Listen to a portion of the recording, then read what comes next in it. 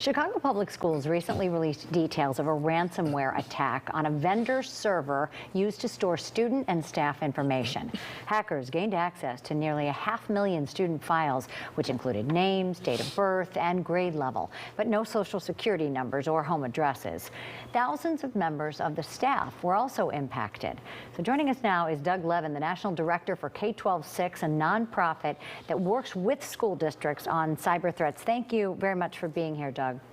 Yeah, my pleasure. Happy to join you. I want to come at this from two perspectives because we know it happened. So the ramifications of that, and then of course prevention. So let's talk about the ramifications. The data is out there. Is there any way to monitor whether or not it's being used, it's being spread on the web somewhere?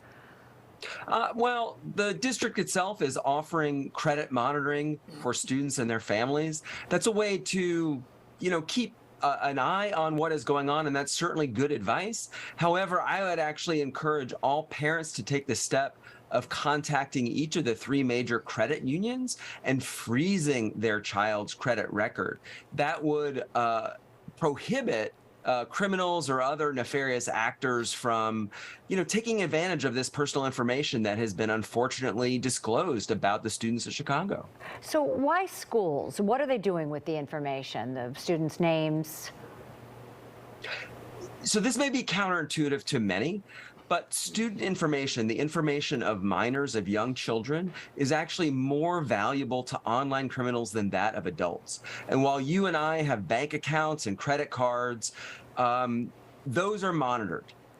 Students' accounts, if they even have any, are not monitored, and they can be unmonitored and abused for years and years until they become an age of majority, and maybe they apply for a student loan or a lease an apartment, and they find out that their credit has been abused. Oh, and by that time, it's so hard to dark fish. web, students' data is worth much more money than adults' data.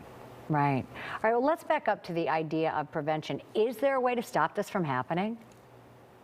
So this is an issue that is facing school districts all around the country, as well as the companies and suppliers and vendors that they serve.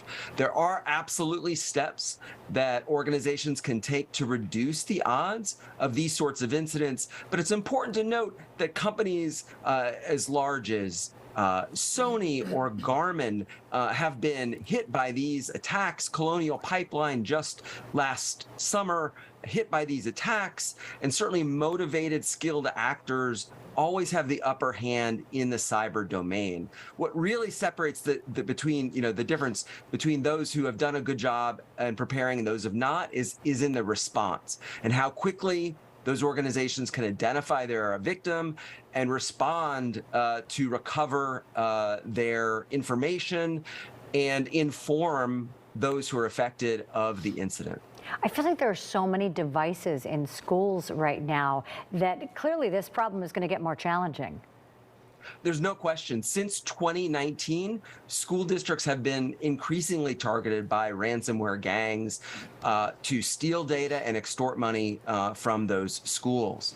We do not see the trend diminishing at all. And this is, in fact, a national scourge, not just affecting schools, but affecting hospitals, state and local government agencies of all types, private companies, and even the federal government.